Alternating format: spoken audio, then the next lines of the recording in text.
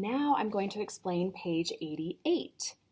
This is a spelling assignment. It says spelling at the bottom, page 88, and at the top it says homophones. Homophones. The instructions read, basic right. Well, basic. Now I'm going to start over. Now it says, write the basic word. That's kind of weird that it says it like that. Oh well. Write the basic word that best replaces the underlined word or words in each sentence. So if you look down in the page, you see some words that are underlined. There are words that mean the same as these in our spelling list. Even if you have a shortened spelling list or a modified spelling list, I still think that you can complete this page. The thing that we're studying in spelling this week is called homophones. They are words that are spelled differently, but they sound the same, right? We've got steal, steal. I can't read backwards. Allowed, allowed. They sound exactly the same, but they're spelled differently and they have different meanings. Now, if I read number 1 and 2, they're combined. You can see that, right? Because there's 2 different sentences with 2 different underlined parts. Let's read through it, and then we'll find the words in the right-hand side, that is the spelling words rectangle on the right-hand side. We'll find the words that mean the same as these words. Then our instructions say to write the basic word that replaces. We'll write the 2 words that mean the same as these sentences, or the words that are underlined in these sentences. Chris tends to do too much work in the garden. What means to do too much work? To do too much. Oh, tomorrow on Saturday, don't overdo it with your chores. Does that mean don't do too much? Don't overdo? Aha, so that's our word from the right-hand side. Overdo, there it is right there, overdo. So we're going to write it right up here in our blank spot. Now here's a hint. All of these are homophones. So the next one for number 2 has to be the other overdue, which is listed right here at the bottom, overdue. Look at the end, it's D-U-E on the end, right? But let's read the sentence, we'll make sure that it fits, just so we know that we're right. So right now I'm going to read this sentence right here. It starts with some. Some of his planting is late because the weather was too cold. Does that other overdue fit right there? Late, overdue. If one of your library books is late, is it overdue? Yes. So then we write the next overdue. This one right here, right up here on the page. So we've got 2 overdues. Overdue with the D-O, overdue with the D-U-E on the end. Let's take a look. While you're writing, you're finishing up writing in those words, and we'll move to 3 to 4. Father bought several small fruit seeds from him. That's our first sentence. So the underlined words are small fruit.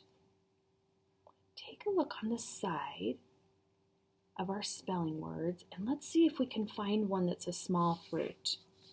We've got steal, steal, allowed, allowed, ring, ring, lesson, lesson, whose, manner, manner, pedal, pedal, berry, berry.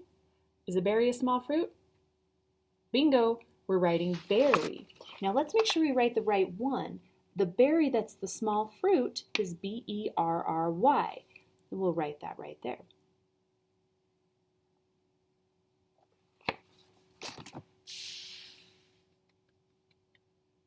Now let's read the next sentence, and we'll make sure that the other berry that's found right underneath, oh, there it is right there, berry, B-U-R-Y is the berry, like, let's go bury this treasure so no one finds it, berry.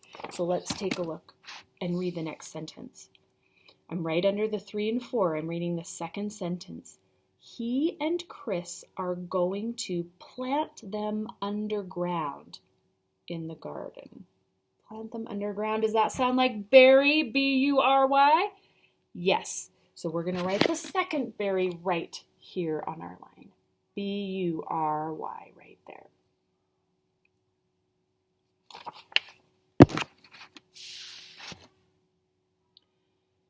Now let's take a look at 5 and 6. I'm going to read the sentences, and you're going to find the word that fits. Chris digs with a tool made of metal. Think of a word on the right-hand side that's a metal. Now I'm going to read the next sentence. And if you ever have to pause the video, you can pause to finish the work and then come back and push play. The next sentence says, he digs a deep hole so birds won't take the seeds. Take. What's another word for take? Look in the word box on the right-hand side. Then you can pause this because I'm going to move on to 7 and 8. All right, 7 and 8. The garden project has been a kind of science learning experience for Chris. Learning experience was the 2 words that were underlined. Think about on the right-hand side, which one is a learning experience? Learning experience sounds like school. What do we learn in school?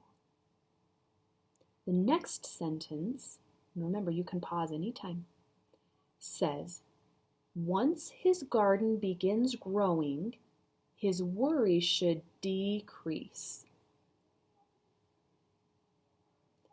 Does it sound the same as the other word that you picked for this, for 7 and 8? Do they sound the same? They're spelled differently, but do they sound the same? Numbers 9 and 10. Chris may sell his plants at a farmer's market. He can use the money to buy a new foot lever for his bike. Sell is the first word that's underlined, so think on the right-hand side.